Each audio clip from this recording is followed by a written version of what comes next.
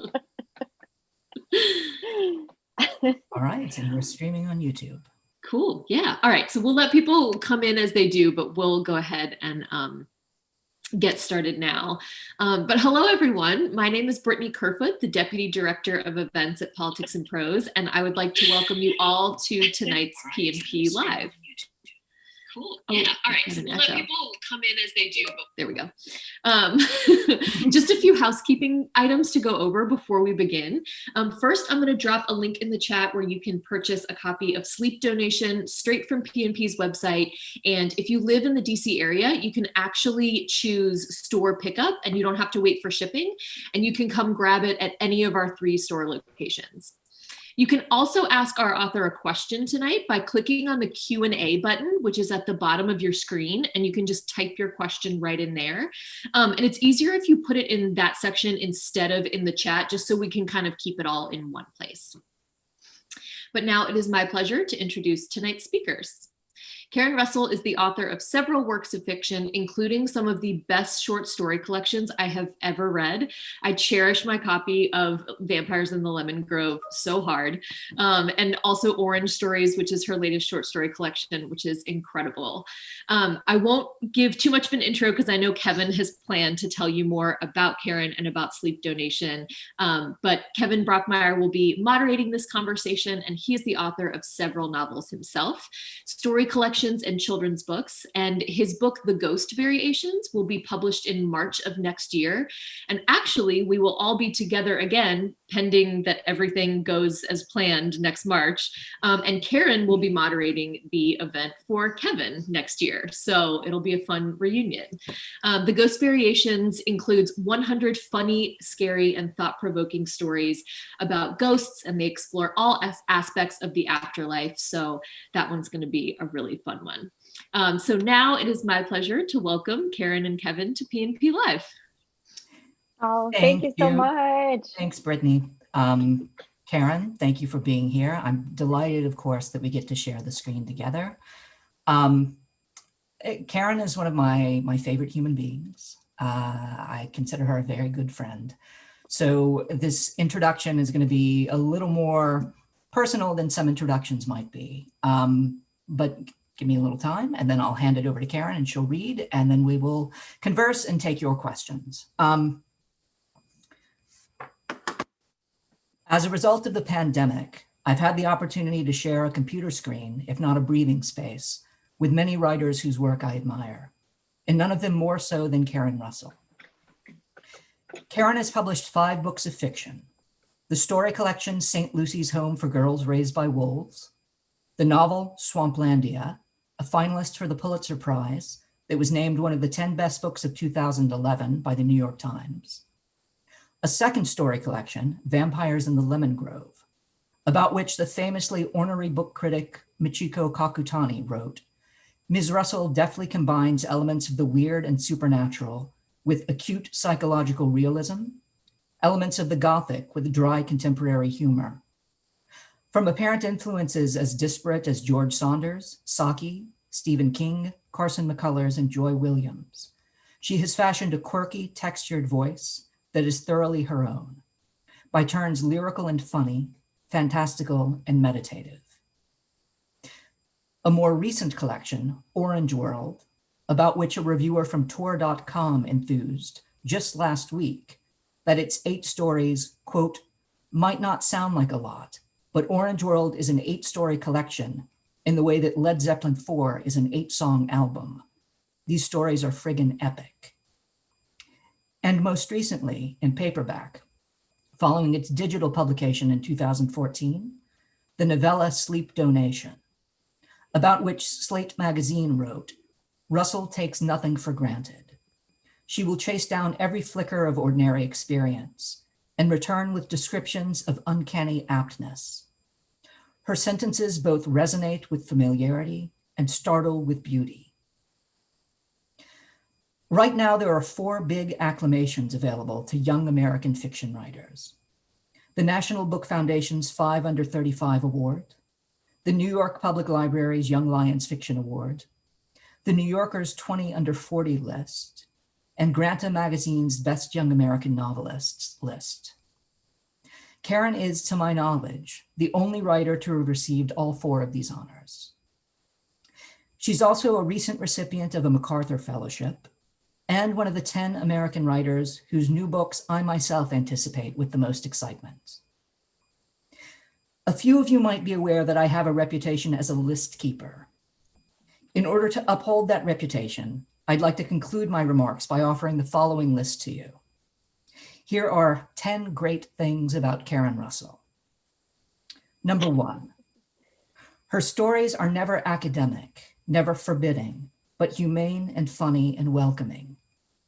Yet she constantly disrupts the techniques by which stories are usually told, borrowing the forms of rule books, crime logs, diaries, and accident briefs.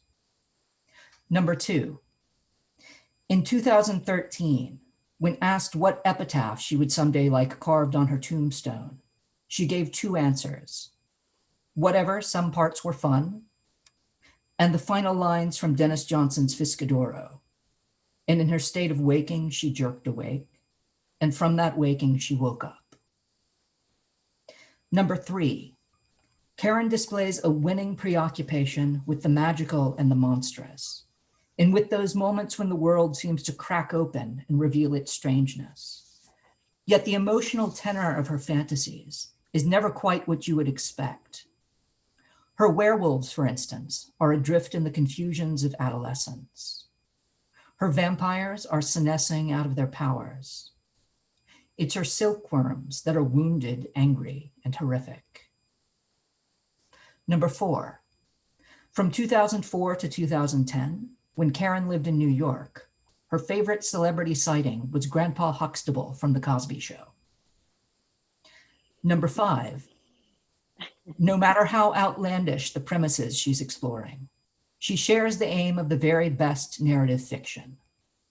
That is, to bring enough compassion and sharpness of vision to the world and the creatures who inhabit it, that their singularity and worth do not disappear as if they had never been. In a story like The New Veterans, for instance, about a masseuse who discovers she can comfort an Iraq war veteran by magically manipulating the tattoos on his back. A story highlighted, by the way, in such disparate critical venues as the New York Observer, Elle Magazine, and the Tattoo Me Now Review. You'll find paragraphs such as this: her hand glides along the curve of her spine, bumps along her tailbone. These are the rudimentary vertebrae, the fishy ancient coccygeal bones. The same spine that has been inside her since babyhood is hers today. The exact same bones from the womb. A thought that always fills her with a kind of thrilling claustrophobia. So much surface wrapped around that old stem. She watches her hand smear the water droplets on her stomach. It's strange to own anything, Beverly thinks, even your flesh, that nobody outside yourself ever touches or sees. Number 6, when someone at a reading asked Karen, when will you write a story that normal people could enjoy? She resisted the urge to reply, as I would have, what makes you so sure you're normal? Number 7, Karen has superb and superbly Catholic taste. Anne Carson, Ray Bradbury, Linda Berry, Italo Calvino, Tim O'Brien, Kelly Link, Bunnicula. And yet, number 8, if you press her, she'll admit to a secret fondness for Phil Collins. Number 9, despite all the praise she's received, Karen doesn't seem to realize how good she actually is. And number 10, the fiction writer Leonard Michaels insisted that there is no such thing as prose, only poetry, by which I presume he meant that prose crafted scrupulously, dynamically, and suggestively is a form of poetry, and that prose crafted poorly is a form of poetry too. It's just bad poetry. I would suggest that anyone such as Karen Russell, who can spin a phrase such as, sometimes I think of us as 2 wholes cleaved together, 2 twin hungers, or here she came like a leopardess, flaunting all her bones, Or, in the onlyness of moonlight, his snowy boots look almost silver. And weave that phrase so elegantly onto the page that it doesn't register as a grace note, but simply part of her story's narrative texture, is, and is quite clearly, an extraordinary poet of sentences. I welcome Karen Russell to this virtual space, where she will read to us from Sleep Donation, and then answer questions from both myself and the audience. Karen. Thank you so much, Kevin. I feel like, thank you guys so much for coming too. And I wish we could see each other in a room, but I see so many names of people that I love here. And I'm lucky, very, very lucky, because I've had the opposite experience of loving somebody's books and meeting them in person and not connecting. And I love Kevin's writing. In college, one of the greatest gifts that was given to me was a visiting writer, Dan Schoen, who is himself an excellent fiction writer, who you should all check out. Came through, he like rode through on his Mary Poppins umbrella, and he read some of our, probably very terrible undergrad stories, and he just had such nice things to say to each of us. And he was like, you need to find your people. You should be reading Kevin Brockmeier. You should be reading Kelly Link. You should be reading, he had a list for me. So I discovered Kevin that way, and then had the real pleasure of meeting him in Oxford, Mississippi. Sharon, my best friend, one of my best friends, is here tonight. She met you there too. And teaching with him at the Iowa Writers Workshop, where I would have been totally lost and like dead in the snow were it not for Kevin, like probably literally dead in the snow. I have a terrible sense of direction. But yeah, I'm sure you guys could hear from that introduction. Everyone, I'm sure, is very envious that I get to have a friendship with Kevin Brockmeier, who is just one of the most brilliant people I have ever met and one of the kindest. And I think in this life, unfortunately, people often underestimate the kind, but no one could overstate the brilliance of Kevin Brockmeier. I'm going to have the pleasure of introducing him. We thought our books were going to come out at the same time, but this being 2020, time is meaningless and broken. So, but the silver lining is that we'll be back here. Please come back in March. Maybe we'll all be celebrating a whole new reality. Let's hope. And we'll be talking about ghosts. I feel like a strong, overwhelming desire to explain the Phil Collins stuff, but we don't have to get into that right now. I will just say, when I was 9, I had a cassette tape of like Genesis, and there's this song, "You're No Son of Mine," and it's like a narrative song, and it's like so full, the drums are like lots of pathos. So I, can't defend his entire oeuvre, but yeah, it's a great. I will defend "You're No Son of Mine." Let's see. I'm looking at a stack of other people's books. I'm going to read just a very little bit. Thank you guys again so much for being here. I have to say that, like, when we were in the virtual green room, I just kept looking at the participants, and it just said 3, Brittany, Kevin, and myself. And so I had quietly, like, mentally made my peace. I panicked, and then I was like, you know what? If I just get to talk to Brittany and Kevin, it will still be a great night. But then, lo and behold, like, many are here. So I'm especially grateful. It was like the book of Job, always restored to me when we tesseracted into this new room. Okay. So this book has had a strange life, and maybe we'll talk about that a little bit. I was teaching in Iowa when it first came out as an ebook original with this digital only kind of exciting new indie press that then 7 months later went out of business, to my sorrow. And Vintage kindly and thrillingly agreed to do a print edition. I just want to say also that this book was sort of in the works long before we knew what 2020 would throw at us, or like the coronavirus didn't exist yet when I was working on this last fall with designers. So it's interesting to put out a book about a nightmare epidemic during an actual pandemic. So it's not the framing I would have wished for, but it does change the way I read the book anyway. The sleep van.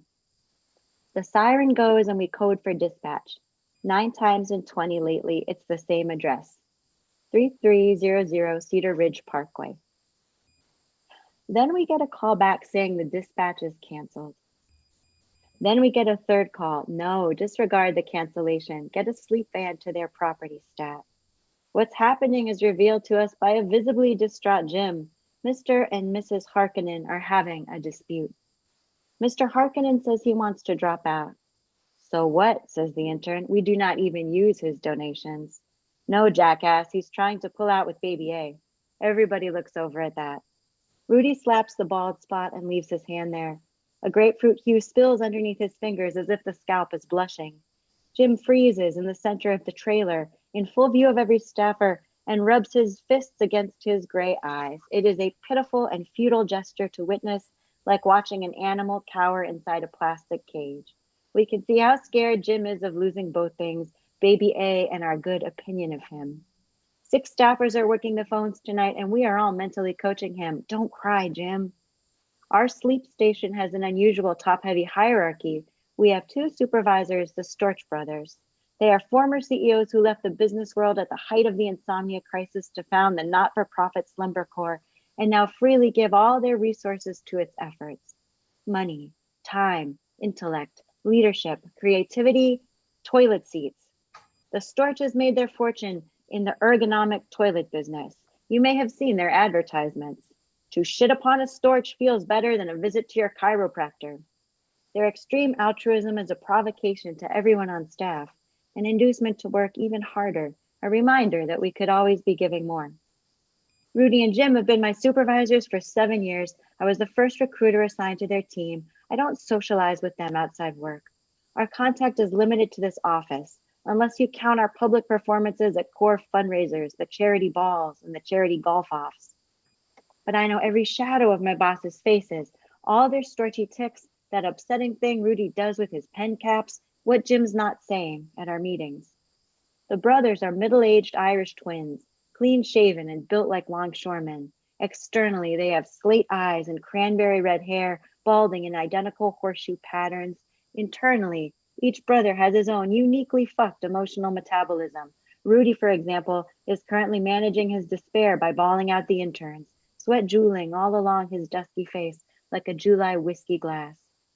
The Storches are celebrities in the sleep crisis community. 8 years ago, they served together as executive directors of the inaugural Slumber Corps board at headquarters in DC. Within months, the Corps established outposts in every major city, pullulating green offshoots of the DC base.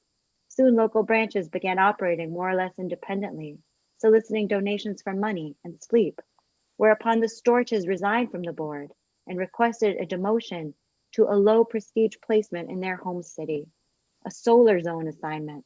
They wanted to work right on the front lines, to embed with us, according to Rudy, perhaps not the best choice of word during an insomnia epidemic. They claim to prefer our trailer to the DC offices. We serve an urban core where the rate of insomnia is 32% higher than the national average. Our Pennsylvania city has one of the greatest REM deficits on the East Coast, although we're certainly not the worst. Tampa, riddlingly, currently leads the nation in new cases of insomnia. The governor's budget cuts in the Sunshine State have made Floridian sleep scientists stalled at the dang, go figure stage of their research. Hundreds of our old friends, neighbors, coworkers, and teachers are new insomniacs. They file for dream bankruptcy, appeal for Slumber Corps aid, and they wait to be approved for a sleep donor. It is a special kind of homelessness, says our mayor, to be evicted from your dreams. I believe our mayor is both genuinely concerned for his insomniac constituency and pandering to a powerfully desperate new voting bloc. Currently, the National Center for Environmental Health is investigating environmental causes in our city. Everything from the water table to disturbed eagles' nests, to the brilliance of the moon on grass, to the antique screams of the historic monorail. I grew up here too. So I'm going to jump a little bit. So this is this recruiter who's been working in this sort of liminal space during a crisis that's increasingly becoming kind of a permanent part of America's landscape. In high school, the Red Cross blood truck would pull up behind the trailers to collect donations from young Hale students who got to skip homeroom and eat a raisin cookie, and relinquish pints of type O. My sister gave, but I never did. I convinced myself that I was scared of needles. If I'd known then that I'd wind up here begging strangers for an hour of their sleep, I think I would have given blood at every opportunity. As a Corps volunteer, my duties are numerous and varied.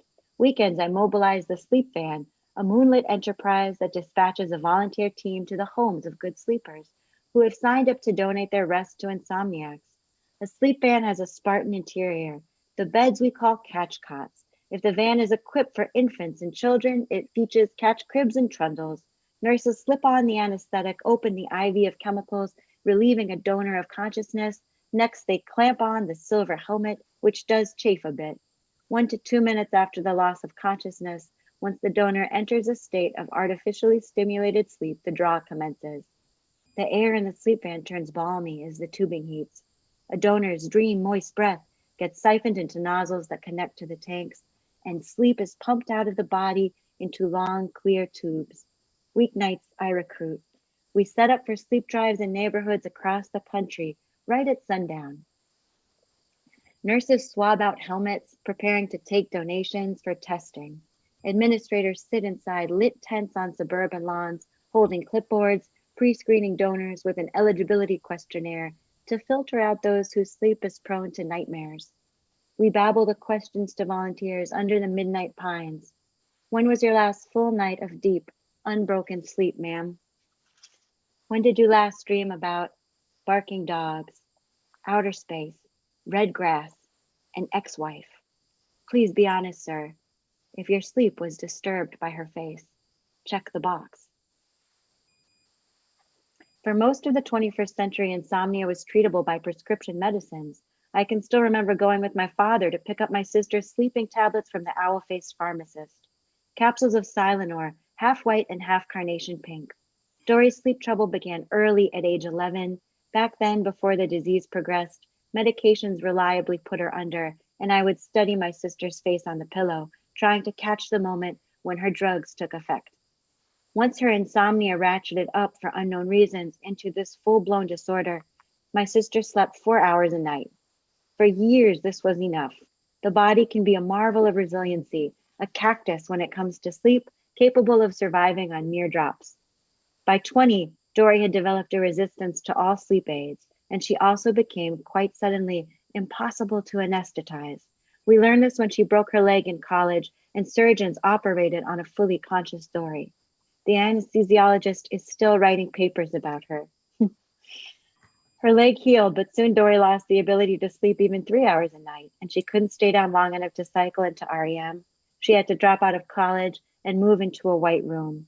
What didn't they try on her at the hospital? And I apologize if you're medical people. These are hard to pronounce. Dexmedetomidine, propofol, sevoflurane, xenon. The trank gun used to bring down zoo elephants would have stopped her heart, or I'm sure they would have given it a go. Nobody could shade or muzzle her mind. For the next year and 7 months, Dory barely slept. Then the loss became total. The final day of my sister's life unwound with zero regard for the moon or the sun. She died awake after 20 days, 11 hours, and 14 minutes without sleep, locked flightlessly inside her skull. As a kid, I used to seethe with jealousy because whereas I got auburn stubs, my sister had these fringed butterfly eyes, jet lashes that curled outrageously around her Caribbean green irises.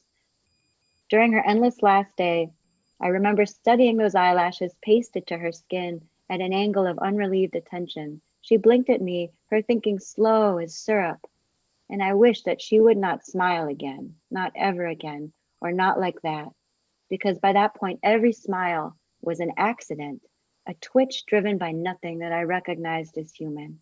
And my mouthy, gorgeous, stupid, brave sister Dory, misdrive it like you stole it, even when the only it available to us was our great aunt's haunted house of a wood-paneled Chrysler. Who ever heard of a car with termites? Missed 3 jobs, 2 college majors, and there's a flask in my purse, was at this point a nobody. A vegetable, as they say, the doctor's potted plant. And I hated the sight of her facial muscles pumpkin grinning on the pillow, her pale eyes twitching. And I hated watching her go speechless under the conglomerate weight of so much unrelenting looking and thinking and listening and feeling. her mind worn thin by the sound of every cough and the plinking moisture of every raindrop. These noises exploding like grenades through her naked awareness, her mind crushed in the end by an avalanche of waking moments. Once sleep stopped melting time for Dory, she could not dig herself out. She was buried, minutes to hours to months. The official cause of death was organ failure. I know it doesn't sound like much on paper. It was not long thereafter that the mechanics of sleep donation were refined by Gould's team at the DC Sleep Clinic, and the Slumber Corps began its good work. I'll stop there on that gloomy note. I thank you, Karen. They're funny. This book is funny in parts. Kevin, tell them. I feel like they're jokes also. It is funny. Backwards on my screen, but I don't think it is on yours. It's such a beautiful book, Karen. I'm so happy that I get to hear you read from it again, and so happy that it's finding this new life, that people who weren't able to read it in the digital edition can hold a paperback in their hands. All right, so to open the conversation, I'm going to offer you a few rapid fire questions about your reading life. And then I have a slew of questions about this particular book and about your writing life. But I'm going to privilege the audience's questions. So if you, the viewership, have anything you'd like to ask Karen, please leave a question in the Q&A, and I will read those off to her as they come in. All right, so to begin with though, Karen, a few quick questions about reading, because I'm always immensely curious about the books that the writers I love. That's how I find my own new reading material. Mm-hmm. So here you go. I've got, let's see, 1, 2, 3, 4, 5 of these. What was the book you loved best when you were a child at, say, 10 years old? I love the specificity of 10 because that really, it fluctuates so much. I think when I was 10, I had just started reading the Sword of Shannara series. It was like the first series I read. And I actually, I read The Hobbit later when I was a little older.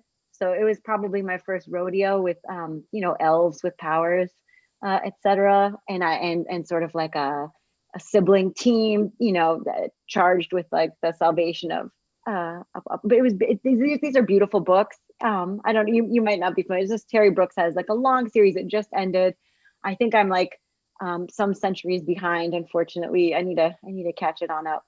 But I think what I loved about those books, the one that I loved the best, I remember was called The Elfstones of Shannara. And I remember my mom sort of rolling her eyes because again, there was an elf that looked like Jodie Foster on the cover, in some kind of Peter Pan outfit. And I think she had just sort of absorbed the idea that this wasn't, real literature. So she had absorbed whatever kind of stigma still attends in some corners to sci-fi fantasy.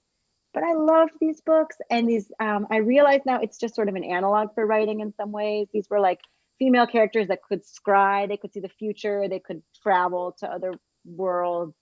And so the idea of like that kind of power, of conjuring a world as being a kind of power, is going to resonate with any bookworm. Also, just the idea of like a brunette elf having like agency of any kind was very exciting to me. Did you read the Elf Quest books by any chance when you were a kid? I didn't. Okay. No, I didn't read These are those. graphic novels. They're still very influential and interesting and were kind of groundbreaking in their moment. They might be worth picking up. Question number 2 about reading. As an adult, which book have you reread more often than any other? I honestly can't answer that, Kevin. I really don't know. I was thinking about it. I have a few. The Heart is a Lonely Hunter, I've read a bunch of times. Geek Love, I think I've read. She has so few books. So there's a sorrow and a joy to that too, because then you can take, parts of 100 Years of Solitude, Cosmocomics maybe, because I think it ends up being the books you teach also, right? And I tend to teach stories. The Bunchgrass Edge of the World, I've probably read like 100 times. Your Stories, but I don't want to. I'm saving a lot of this for your event, and I look forward to, making you blush in a Zoom room or maybe a real room at that time. But Kevin's stories, if you guys don't know Kevin Brockmeier's work. I was talking with Carmen Maria Machado about this a few weeks ago too. I know Kelly Link is also a huge fan. So there's like, you can join me in the spectral Kevin Brockmeier fan club that also is composed of Kelly Link and Carmen Maria Machado. See what all the fuss is about. Thank you, Karen. Question 3 about reading. In your personal library, which writer is represented by the most books? I mean, I will tell you guys, this is a difference between Kevin and I. Obviously, he is like Funes de Memorias. He is like this Borgesian library in human form. And the books you see behind him, I promise you, it's going to be some kind of incredible organizing principle. I'm definitely alphabetical, and probably there are other layers to the organization. If you could see a little bit off screen, there are just like crazy Jenga towers of books, or organized by chaos. I mean, so, if I was a different kind of person, I could just easily consult my own shelf and let you know. I feel like I have, with the exception of Kevin's YA book, which I need to pick up. I couldn't believe I missed that one, but I have all of your books. I have, all of Kelly's books. We have all of, in our house, we have all of DeLillo's books, because Tony is a postulate of Don DeLillo. I have all of Joy Williams' books for sure. I have many, many of Louise Erdrich's books. To answer on your behalf, Karen, like, forgive me, I might be totally wrong about this, but I would guess maybe Stephen King, just because there are so many. Because there's so many, absolutely. Yeah. Yeah. That's a good guess. Because he really, I remember when seeing him on the Colbert Show and they stacked up all of his books. It was like, a 12-foot tall stack. And Stephen was like, my question is, when will you stop writing? And he was like, when there are enough that if they toppled upon me, they would kill me. Like, I like the idea of just some kind of prophecy where it's be a Howard's End sort of conclusion. Right, exactly. Right. Yes. Question 4 about your reading life. Is there a book that immediately makes you think of other people as a friend when they name it as one of their favorites? Yes, but I don't know if this happens. This happens to me with music too. Sometimes if somebody that maybe you like don't care for, you're a little bit suspicious of, names one of your, VIP people, I'm always like a little, first, like your antipathy melts a little bit, but sometimes I also feel very possessive. Like, what? How could you possibly appreciate this? Or you stop liking that writer. Magnificent. Like, nope. Yeah. I'm like, well, you probably no more Carson McCullers for me. For the wrong reasons. Yeah, I don't. Gosh. I do think geek love is a real shibboleth for a lot of people. I think people who are really into that book, there is like a quiet, it's meaningful to people for different reasons. Cruddy is another book. I think that's a good one. If somebody tells me they love Linda Berry's Cruddy, I'm like, we're gonna get along. It's a funny book, but it's also a darkest of the dark kind of psychedelic road trip with this really kind of hilarious, but this abused child basically. So I feel like there are books that are like that, like a shibboleth and a wink. Calvino, right? If people love Calvino, I think that we're gonna have a good time. Yeah, he's my special one. I've got kind of decorative Calvino prints in my home. Like, that's how important he is. The concert T-shirt, yeah. Yep. So one more question about reading, and then we've already got 4 questions from the audience. I'll begin to turn to those after this, which is a simple, what is the best book you've read this year? You think this is a simple question. There's another impossible question. I think I just, and sometimes when they ask me to do those year-end roundups where they're like, support a friend, what was what were your 5 favorite books? I'm like, I just won't answer because we have a lot of writer friends too, right? So then I also feel like, I'm going to say The Ghost Variations by Kevin is a book that everybody needs to pre-order. And even if I didn't know this man, I would, if we weren't in this kind of strange geometric relation to one another's faces right now, like Tetris friends, I would still be making that rec. It's really astonishing. And it's 101 page ghost stories, and each one functions as this completely perfect crystalline architecture, and then together they make this cathedral of ghosts, and you should get it. I have 4 that I'm just going to show you. These weren't my favorite. I've read so many amazing books this year. Laura Vandenberg. I was looking for her so I could hold it up. I can't find it, but she has a collection. I Hold a Wolf by Its Ears. It's amazing, amazing stories. They taught me something new about how a story can be shaped. I know you love that one too, right, Kevin? Yeah, it was wonderful. Yeah. Wonderful. And then I think you would really enjoy this one, Where the Wild Ladies Are. I've got it on. In fact, it's on my Christmas list. My mom, I think, is listening in right now, so maybe she'll buy it. Kevin's mom. This is what it looks like. It's terrific.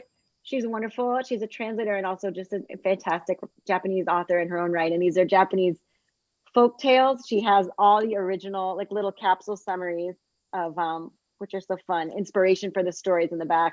She gives them like a feminist spin, and many become much funnier and less dire, and they're wonderful. Then I've got this is from Kelly and Gavin Link have a press, Small Beer Press, that I know Kevin and I both love. And we both love this author. I think we had a conversation about A Guide to the Fruits of Hawaii a couple years ago, reconstruction. So I'm reading this now, and these are terrific stories. It's Elia Dawn Johnson. She has a novel, Trouble the Saints, that's also excellent. When is the collection coming out? Is it out already? No, not out yet. It's Okay. coming out November, but like order it now. Okay. And then Anodyne, if you're a poetry person, these are gorgeous poems. They're gorgeous poems. You have to work at them a little, but the yield is tremendous. And this is the last one. I'm sorry, I know you said just one. And there are even more books in this that I've read that I love, but this is my brother's book. Guys, I fear that maybe only 7 people bought and read this book outside of our immediate family. And it just deserves a really wide readership, and it's amazing. And it's good election reading and terrifying election reading. He walked the entire state of Florida before the 2016 election. He did a lot of blue-red switchbacks. He got into some trouble. It's also infuriating. You can imagine me reading it as a sister and feeling all kinds of things. But he's just a brilliant, really funny, amazing writer. So if there are only 7 people outside the family who have read that book, I'm one of the 7, and I concur with Karen. Great book. Thanks, and Kent has Kevin. an earlier essay collection, I'm Sorry to Think I've Raised a Timid Son, which is also extraordinary. So Brittany, who's hosting us tonight, mentioned to us that she was going to ask us, maybe she just meant she was going to ask Karen to recommend a recent read before the end of the conversation, but I'm going to step in and do the same thing as well, just in case she wanted me to. So in addition to Karen's books, the 2 I wanted to suggest to you are recent publications. The new Susanna Clark book, Piranesi, it's her 2nd novel, her first since Jonathan Strange and Mr. Norrell. Which is And it's so a perfect good. book, I think. Every bit as extraordinary as her first book, but very different in tone. It's a short, compact, kind of inward-turning book that pursues one character through one environment. And it turns out to be basically an environment constructed by, like, along metaphysical or platonic lines. I can't stop thinking about it. It's also a kind of labyrinth and minotaur book, you slowly discover. But that one has gotten a lot of press, but one that I don't think too many people have discovered, which came out, I think, late in 2019, is this one. It's God's Wife by a Greek writer, Amanda Michalopoulou. So recently translated into English. And it's about what the title suggests it's about, like a woman who finds herself married to God. And what that experience is like for her. And Talk about who is the toothpaste really valve in this thing. Work of kind of funny, yet kind of funny fantasy with serious intentions. Yeah, those are the 2 I wanted to suggest. All right, so again, I have many questions of my own, but I'm gonna cover the audience questions, and if we run out, then I'll begin turning to mine. Okay. Kevin, can I ask, did Piranesi have an exclamation point after the title? No exclamation point. That was just an I at the end. Yeah. I see. Yep. That's Sorry to disappoint. That's special category of book I'm always looking for. I should look. I will hunt my cases for kind of novels with exclamation points at the end and share the list with you when I find them. All right, so let me turn to the audience questions. The first one we have is from Emily, Bida or Beta maybe. Do you have any favorite fictional dreams, i.e. dreams portrayed in books or movies? So guys, this is a great, hi, Emily, thank you for coming. I should mention, and this is a total lapse on my part, that one of the most excellent books I've read in recent times is Emily Beta's The Body Double. And this book had the misfortune of coming out right when the world was shutting down. And I have thought about Emily many times since, because she was meant to go on a big book tour. It was also like the year of her wedding. And I just feel like we should all immediately order The Body Double. I plan to, Emily, for my sister and other for Doppel.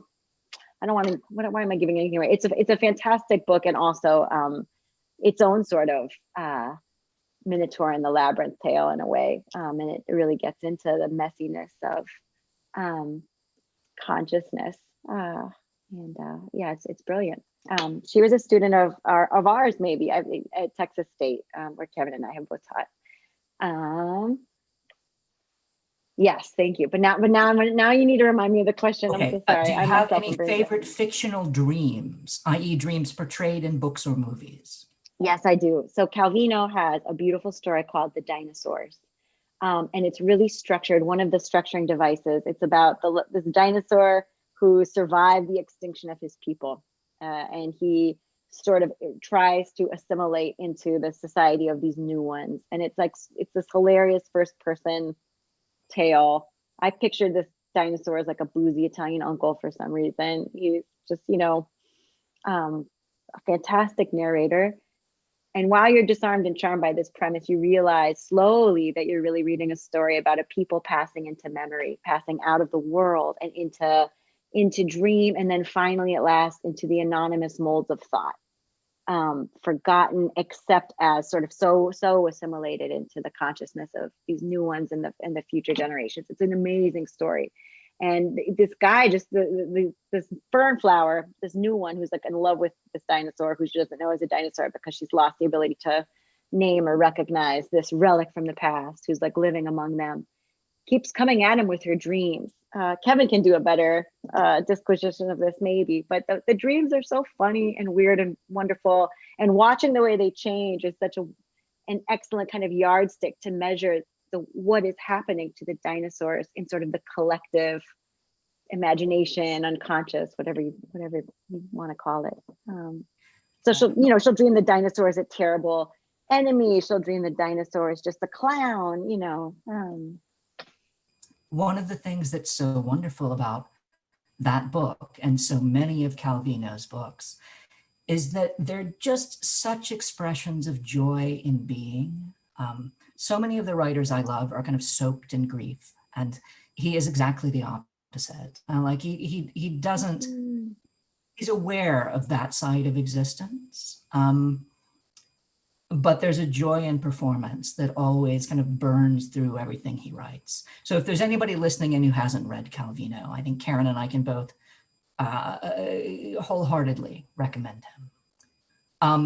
Next question from Crystal Dilling. Crystal, I believe, is one of the students in a class I mentioned to you earlier today, Karen, who read both Vampires in the Lemon Grove and one of my stories back to back for her English class. And the question is, as a reader as well as a writer, what are the things that most draw you to the writing of others? What characteristics are you looking for in the things that you read that keep you coming back for more? That's a great question. I think Kevin just spoke to this a little bit. I mean, that's a very rare quality. I also love like the grief soaked. I mean, Kevin recommended a book to me, it was such a special book. I'm going to get the title on now. Brief History of a Marriage. Yeah, Anouk Arudpragasm is the author's name. And I'm blanking. It's something like A Brief History of a Marriage, but that's not quite it. So alas, I'm blanking on it right now. But it was just a dagger in the heart. It's sort of even, recommend isn't even, there should be a more specific verb for where that you're just like pushing a friend down a water slide into like a canyon of tears or something. It's like, I think you'll enjoy this. No, but I think that you will be happy that you read it, and made this direct contact with this reality, this other facet of reality. So I love really, I think I love a book that does that is a journey, has that kind of experiential dimension where it's difficult to paraphrase even. You know, I feel this is a problem I run into when I recommend poetry collections, and I feel very kind of shy speaking about poetry. That's not my background or training. And I end up just defaulting to, you're going to love standing under the waterfall of this person's consciousness sometimes, you know. I really increasingly have become finicky about sentences. I don't know if this has happened to you at all, Kevin, but Of course. Kevin has one of the best descriptions I've ever read in his book, The Illumination. This woman, Nina, is describing the pleasure of reading a sentence that feels connected to a less provisional place. You know, the feeling of rightness inside a sentence when all of these words are ordered with a kind of symmetry, where the sound and the sense are working, you know, together to produce. And to produce an effect sounds like so mechanical, but I think it's that feeling of rightness, mysterious rightness that is so rare in this world, even if what the sentence itself is describing is agonizing, right, or is mysterious. And I feel like, you know, it's just sort of like, you know, it when you read, when you stumble upon the pleasure of another consciousness creating a world for you. I don't know, or naming something that you've so longed to hear named and explored. I don't know. Kevin's going to do a better job on this question. Maybe in March. A few people have spoken up to say a story of a brief marriage. Thank you. Thanks, guys. So a Kevin, not me, has asked, Karen, what benefits did you obtain from an MFA? And would you recommend an MFA to aspiring writers? I think it really depends. And so I would say that, sort of hypocritically, I always advise that people consider waiting. I took very little time off and sort of went, you know, full bore into an MFA program when I was very young. And miraculously, like Mr. Magoo, like walking over a construction beam, it did work out in my case, but I think it can be difficult because you have to think you're giving yourself over totally to this sort of demented endeavor, you know, this beautiful endeavor, but it's a big sacrifice to make, I think, for a lot of people. And so if you're like taking out lots of loans, as I foolishly did at 22, that's just something to think about. So I think the first question is like, can you apply to programs with some kind of funding? Do you have the means to do this? And are your expectations correct? Because I'm going to just say there's not a lot of Hollywood mega bucks in our world, in my experience. So, you know, just having realistic expectations and thinking a little bit about what you hope to get. Then I think, I don't know, Kevin, I feel like most people in my experience who have this, few people regret getting to spend 2 to 3 years reading and writing. And I think it does, you know, it's very case by case, but I've also learned so much teaching in MFA programs. I've learned maybe more on that end of things, you know, having the real privilege of reading students' books in progress and reading along with them. So I loved my program. I look in horror in the rear view at like some of these financial risks I was taking at 22, and yeah, it's a real individual calculus, I guess. But I got a lot out of So our next question is from Puloma Mukherjee, who asks, what is your writing routine? Well, Paloma, this is like when you go to the doctor, you know, I'm always so tempted to lie when asked this question. It's sort of like when the doctor's like, how much do you exercise every week? And like, how much alcohol have you had? You know, but I will give you an honest answer, which is that right now I have a pretty scattershot routine. They might wander in here in a second. I have a 1-year-old daughter and a 3.5-year-old son, and we're just sort of all in this house all the time. And I'm very happy and very lucky to be home with them right now. But I will say that finding the sustained focus I feel like I've been having a difficult stretch writing. I still try. I have a wonderful husband who will take the kids so that I can, try for blocks, 3 to 4 hours or whatever. So I'm trying. But in the olden days, when I was like a maniac, when I wrote Sleep Donation, I think I wrote most of that book at night. I feel like I was just like living in these illegal sublets, just bouncing around. Got to do a fellowship in Berlin, and then I came back and was teaching in Philly, and like living in like a weird kind of liminal space. And I thought I was a terrible sleeper then. This was like way before kids. Now, when I read that section, I was like, 4 hours. Shut up, lady. That sounds awesome. 4 unbroken hours. Like, are you kidding me? So then I was like, if I was really hot on something, that's one of the luxuries of sort of getting to be a monomaniacal, single writer person. And that was one of the pleasures of grad school too. I thought you just suddenly had permission to really give over to this so wholeheartedly.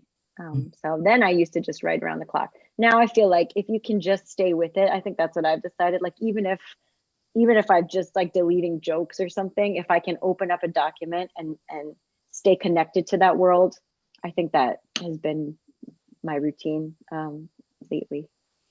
Okay.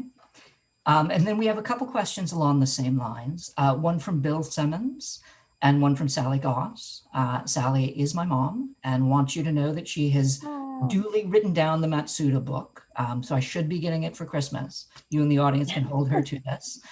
Both of them want to know how you got the idea for Sleep Donation, which seems so imaginative and weirdly timely. Oh, thanks, Sally. Thanks so much for Kevin Brockmeier. Just like one of the most unique consciousnesses ever to sort of spiral around on this flaming marble with us. He's amazing. It's rare that you get to virtually thank somebody's mom. Also, now I think of birthdays very differently, Sally. I'm like, really, Sally, it's your day, Kevin's birthday. And I'll think of you from now on. Talk about like an underworld catabatic epic of a day. I got this idea. I was assigned to come up with an imaginary invention. The New Yorker was doing like a little one-off, like just a one-page kind of riff on this prompt. What are some imaginary inventions? And actually, they didn't like this one. This was like on the cutting room floor. But I had this image of like a Red Cross for insomniacs, and the van would just kind of come to your house at night and take donations of dreams. And I'm sure it was just a total fantasy, like it was just wish fulfillment on my part, because to this day, if I could send friends sleep, that would be the greatest gift I could give anyone. And if somebody came around my house at 4 a.m. and was like, you could sleep for 3 more hours, but it's going to cost you $100, I would just swipe the card, So I think, and then I thought I was writing like kind of a satire, like Jonathan Swift. In this world, the Supreme Court rules that babies can be dream donors. And so I was just thinking, we do live in this rapacious economy that does, in a way, we've all become inured to, or I can sometimes become inured to, basically run on the dreams of children. We're basically just, or where everything is parts and labor, right? Even sort of your most private material can be evicted and like fed into an algorithm as data, as a commodity. So all of that was kind of swirling around. But I think the original idea was just, it seemed beautiful to me. And I'm sure I was thinking of books too on some level, to be able to transfer a dream from your body to another body. I still think books are probably the most effective technology for doing that. Bill has a second question, which is, do you consider reading part of your writing routine or a separate pleasure? Oh, no, it's sort of like a tax write-off. You got to say reading is part of your writing routine, because then you can spend a lot of money. You spend too much money on books. Yeah, no, it's the best. It really does feel like that to me. It's a mental accountant who's like, okay, you work in a home office. Does it have a light? Just sort of like coming up with all of these, right? Did you fix a computer? And you can do that with books. You were like, well, okay, I'm maybe half neglecting my children to finish this book by Christopher Beha. Oh my gosh, Vanessa Vaselka. I'm sorry, I have to mention her because I feel like this is another tragedy of 2020. Vanessa Vaselka has a book out right now, The Great Offshore Grounds, and it is an epic. It is so, it's an epic that also sort of subverts all of the expectations of an epic about these sort of impoverished siblings who are on a mythic quest to find their birth mother. That it becomes, it's sort of like 7 books in one. It's called, I'm going to put it in the chat, The Great After Grounds. And I wish, it's really hard right now. Thank goodness for Politics and Prose and so many of other independent bookstores, but I know it's hard for bookstores and it's hard for people who are launching a book into this weird weather of 2020. So how did I get on that? Yeah, I was reading that and neglecting my baby slightly in the high chair, which is why I thought of it. Yeah, it's part of your routine. Paloma has a second question. She says some very nice things about both of us. She says she's an absolute fan of ours. All right. Admits that I Thanks, introduced her to Paloma. Stephen Millhauser and Graham Joyce, both of whom she seems to love. Wants to know how she can get both of our books signed by us in this environment that we're living in. Does Politics and Prose have signed copies? Do they have book plates? That I don't know, but I feel like, Paloma, you could just throw your address in that chat and I'll send you a signed copy. That's so kind of you.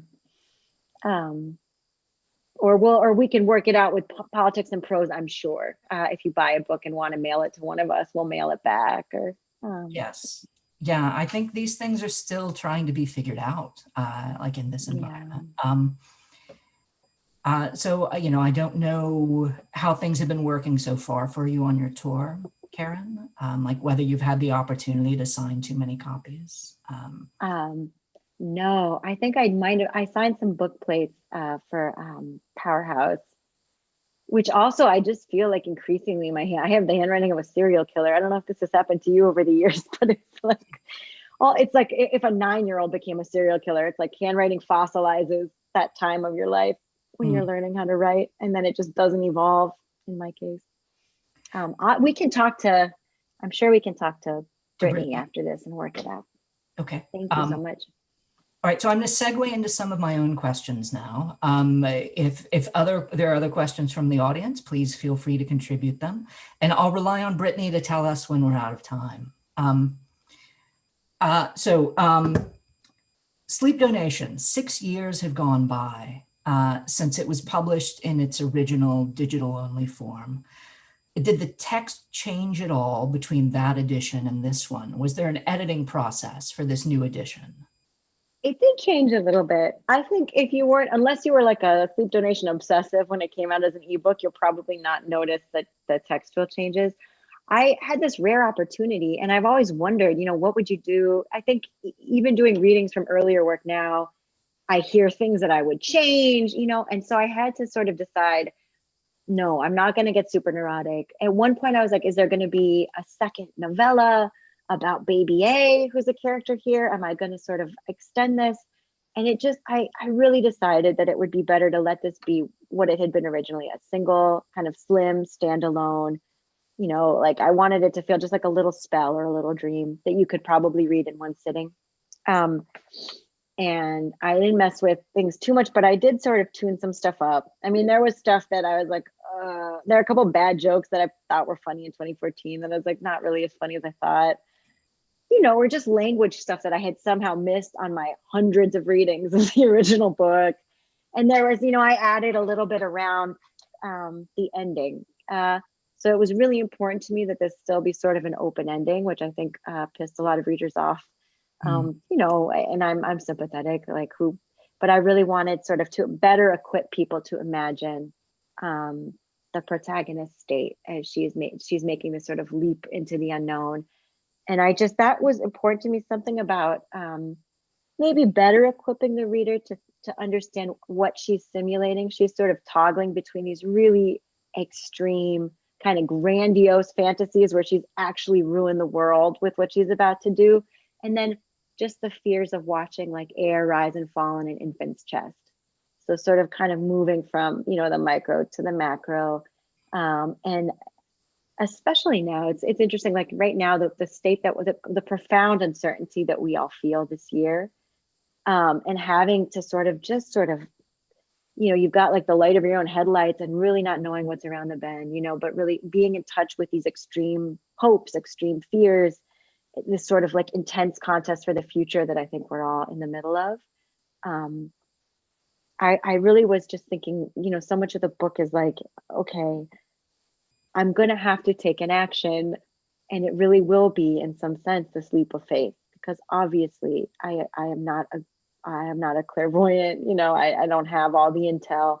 What principles are the foundation? What am I leaping from? What am I leaping towards? So I was thinking about that a little bit. Anyway, that's a really long answer. There's not a ton of textual changes, but there was some little stuff where I was like, I wonder if on a sentence level, I can sort of surgically insert something to help a little bit to kind of tilt, people seem frustrated, or they seem, there's another section I added about these sleep masks, which is like a little, my fear has only become more acute, that maybe, fears around privacy and fears around sort of the dominance of big tech in all of our lives.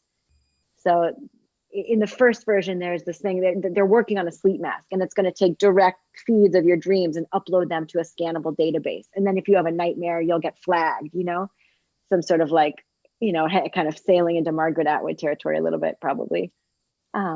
So that there's a little more information around that. I kind of flesh out that nightmare a little bit, because it does just seem like between 2014 and 2020, there are no regulations. And in fact, you see, like, on the one hand, thank God, because we can communicate this way.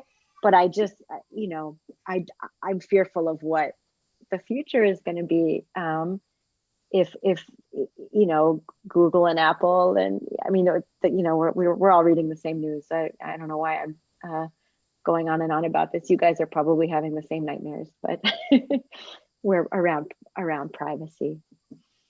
Well, I mean, my next question was going to be how the book spoke to the conditions of 2020 in a way that it might not have to 2014, but you've already tackled that. If you have more to say about it, I'd certainly be curious, but there are a couple additional questions from the audience that have come in as well. Oh, all right. Okay. So Serena Lynn asks whether you have any advice for undergrads writing short stories. Should read our stories, Serena. Yeah, I think you should read omnivorously. And what I really think was the greatest advice I got when I was in undergrad. I had sort of already decided that I didn't like poetry. I think because of the way it was taught to me in high school, it was sort of like very stressful. You had to like get to the surgery table and find the beating heart of the poem for a test. You had 40 minutes. It was just not like a pleasurable endeavor. And they made me feel stupid. I thought I thought it was like a riddle that you had to solve. And so I had a wonderful poetry professor in undergrad. I didn't want to take that class, but it was like you had to take poetry classes if you wanted to take other literature classes. And thank God, because I think that really transformed my entire, it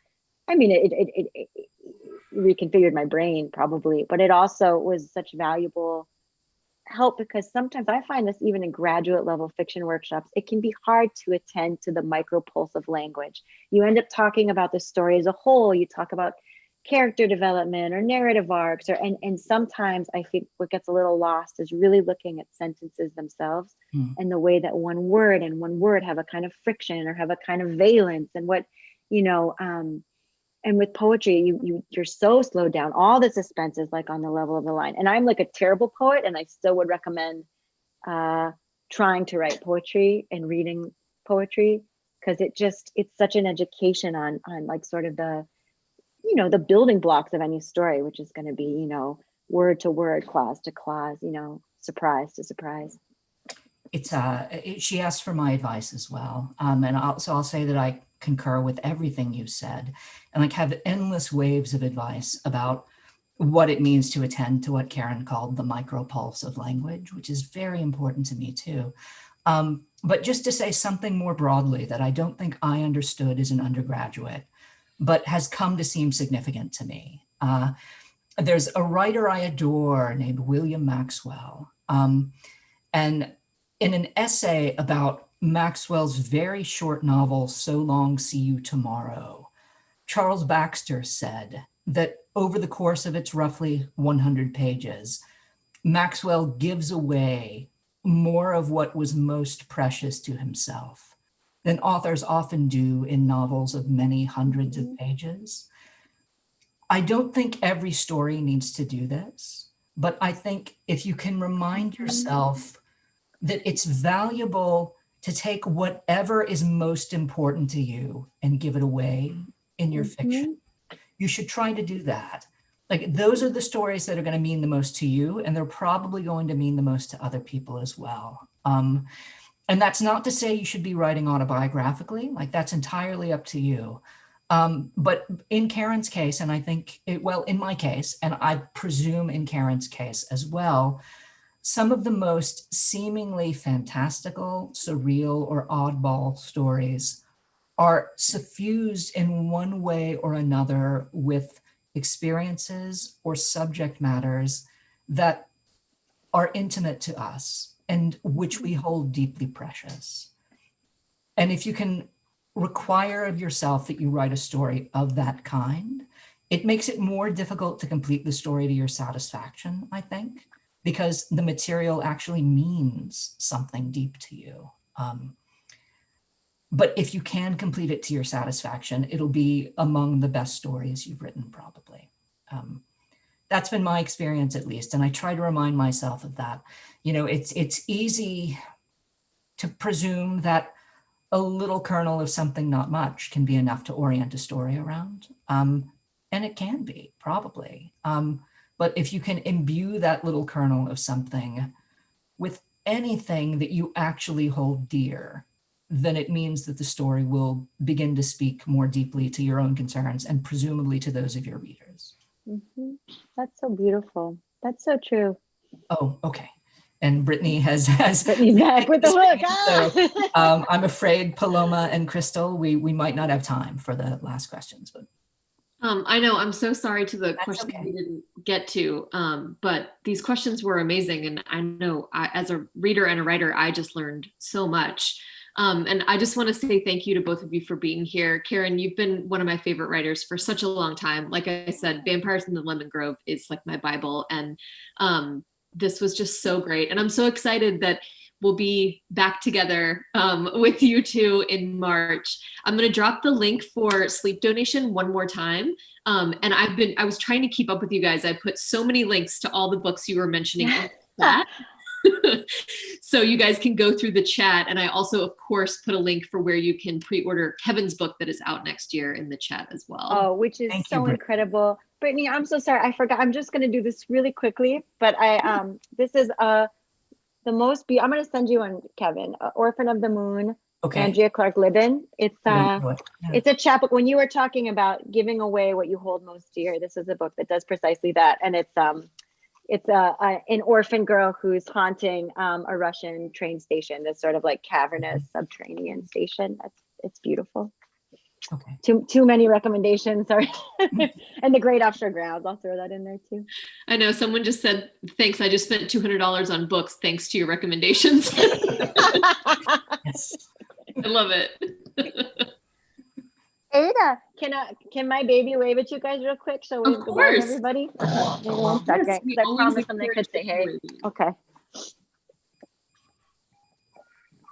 This is what you don't get in a real life event. Yeah. Oh, that's okay. Oh.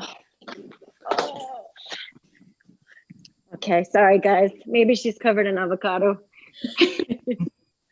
Hi. Hey. There's some people there. This is the good thing about Zoom events. I mean, there are people here that we would never all get to be in a physical room together, you know, from DC and Portland and New York and all over. Little Rock. I mean, Hey. I need to get Kevin's intro to be my epitaph. I was thinking about that too. I'm like, I'm going to need a giant tombstone. It's going to be an obelisk. Yes. All right. Well, thank you guys so much. Thank you all for coming. Yeah, love you, Kevin. Thank you for doing this with me. Absolutely. Thanks again, Brittany. Bye, friends. Stay safe. Go vote and stay well read. Yeah, come and we'll celebrate in March. We're going to celebrate. Keep spending the money on books and yeah. All right. Bye, guys. All right. Bye-bye. Bye, guys. Bye, Ida.